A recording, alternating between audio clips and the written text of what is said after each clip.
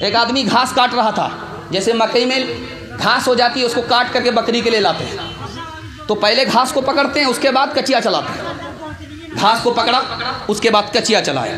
तो जैसे ही घास को पकड़ा वो सांप हाथ में आ गया। कचिया जो चलाया आधा सांप कट गया। अब उसने सोचा और सांप ने कटते कटते उंगली में काट लिया। वो किसान बड़ा चालाक था, उसने कचिया लेकर के उस उंगली को काट दिया। घर चला आया, सोचा कि सांप ने काटा, उंगली को नहीं काटेंगे जान कट जाएगी, गर्दन कट जाएगी। चला आया। अब उसको क्या खुजली हुई मन में, सोचा वो उंगली जो काटी है जरा देख करके आते हैं। जान बचा करके घर आ गया था, लेकिन अब उसको खुजली हो गई। वो आ गया वापस उस जगह पर जहां पर उसकी उंगली कटी हुई थी, तो देखा इतनी मोटी उंगली फूल करके है। तो लकड़ी लेकर के उसको उगार पुगार शुरू कर दिया। अब क्या था, उस सांप का जहर जो उंगली के अंदर था कटा हुआ, वो उड़ करके उस जख्म पर पहुंचा और आदमी 1 मिनट में फड़खड़ा करके उसी वक्त में मर गया। गौर कीजिए, दुनिया के सांप का ये जहर है, जहन्नम के सांप का कैसा जहर होगा। लाल किला के नीचे जबना है, जबना बहती, आज भी बहती है, उस जमाने में भी बहती थी। जबना बह रही है और बगल ही में जबना के सटे हुए कब्रिस्तान है। पानी जब सैलाब का आया तो कब्रिस्तान में घुस गया, कब्र खुल गई तो देखा कि एक जनाजा लेटा हुआ है, उसकी पेशानी पर एक छोटा सा कीड़ा बैठा हुआ है। छोटा सा कीड़ा उसकी पेशानी पर बैठा हुआ है।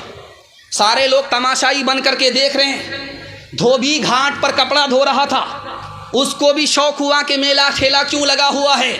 आया तो देखा अजीब करिश्मा है कि वो कीड़ा जब पेशानी पर डंक मारता है तो पूरी लाश ऐसे कांपती है जैसे किसी को करंट लग गया। अब उस धोबी ने कंकरी उठाई, उस कीड़े को जो मारना चाहा वो उड़ करके इसको काट लेता है और आग की लहर जैसे बदन में दौड़ती है, दौड़ गई। जैसे जहर का असर पूरे जिस्म में होता है, पूरे जिस्म के अंदर हुआ। 3 दिन के अंदर उस कीड़े की डंक की वजह से ये आदमी मर गया। अब बताइए कि दुनिया के कीड़े का जहर ये है, कब्र के कीड़े का जहर कैसा होगा। आप अक्लमंद आदमी हैं, मौत से पहले मौत की तैयारी करेंगे इंशाअल्लाह।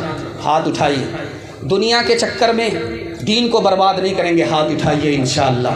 है बुराई जहर काले नाग का, है बुराई जहर काले नाग का, है बुराई एक तौदाग का, है बुराई जहर काले नाग का, है बुराई एक तौदाग का, है बुराई जहर काले नाग का, है बुराई एक तौदाग का। जो गिरेगा उसमें वो जाएगा जल, तेरे कामों के मिलेंगे तुझको फल।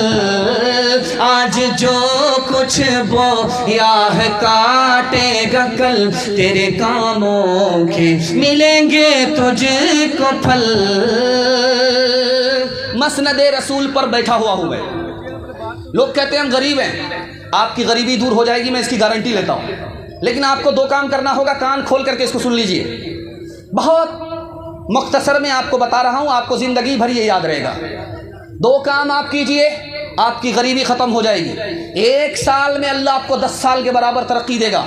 करना ये है, हलाल कमाना है, हिसाब से खर्च करना है। 2 काम कीजिए, 1 साल तजर्बा करके देखिए, 1 साल में अल्लाह आपको 10 साल के बराबर तरक्की देगा। दिखाने के लिए जा रहा हूँ। हराम कमाएंगे, आपका कदम हराम की तरफ जाएगा, चाहे आप उठाएं या ना उठाएं, उधर ही जाएगा। हराम अगर आप कमाएंगे, आपको पैसा तो मिलेगा लेकिन सुकून नहीं मिलेगा। हराम कमाएंगे, दुनिया का कोई भी बड़ा काम करना चाहेंगे, वो होते होते रुक जाएगा, काम बनते बनते बिगड़ जाएगा। और एक बात हाथ जोड़ करके मैं आपसे कहता हूँ, सूद का कोई कारोबार मत कीजिए, सूद मत कमाइए, सूद मत खाइए। जानते हैं 40 साल में आपका ऐसा बेड़ा गर्क होगा कि आप उठ करके सबल नहीं पाएंगे। और सूद का पैसा हलाक होगा ही, लेकिन सूद का पैसा जो आपने अपने घर में लगाया दूसरे पैसे के साथ, वो भी बर्बाद हो जाएगा। जुआ खेलने पर इस्लाम ने मना क्यों किया? जुआ खेलने को गुनाह क्यों कहा? दिखाने के लिए जा रहा हूँ। जब आदमी जुआ खेलता है तो एक का फ़ायदा होता है, 10 का नुकसान होता है। इंसान और मुसलमान वो हो ही नहीं सकता जो दूसरे का नुकसान करे, अपना फ़ायदा करे।